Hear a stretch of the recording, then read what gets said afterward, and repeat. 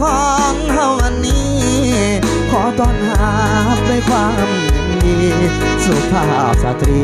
บุรุษทั้งหลายมาอวยพรใส่พร้อมด้วยน้ำใจของคนมากมายเจ้าภาพแต่งดองทั้งสองพายขอบใจหลายๆที่มาอบอุ่นบัดนี้พี่น้องเจ้าภาพแต่งน้องขอเชิญทุกท่านเชิญรับประทานอาหารและห่วงสำราญเป็นเกียรติพวกเราอาหารเต็มพาพร้อมแก้มสุราเครื่องดื่มเบียร์เหล้าพวกเราจะทานเพื่อพวกเจ้าจะเลือกเอาทานตามสบาย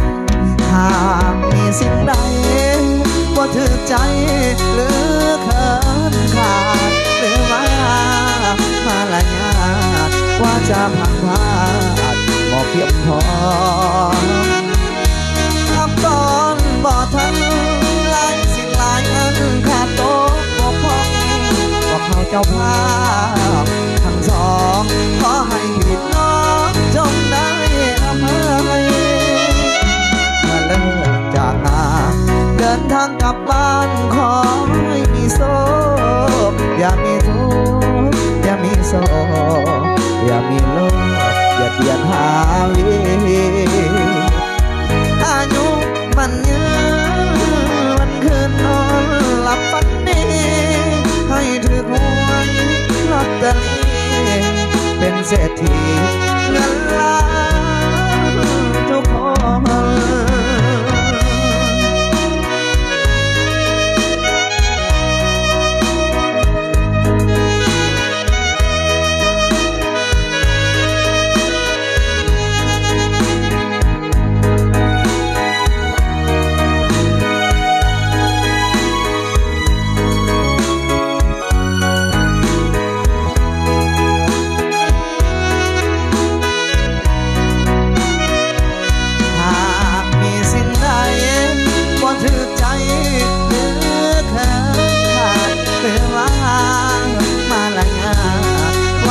พังพาบอกเพียงพอขับตอนบ่ทันหลายสิ่งหลายอันขาดตกบกพร่องบอกเอาเจ้าภาพทั้งสองขอให้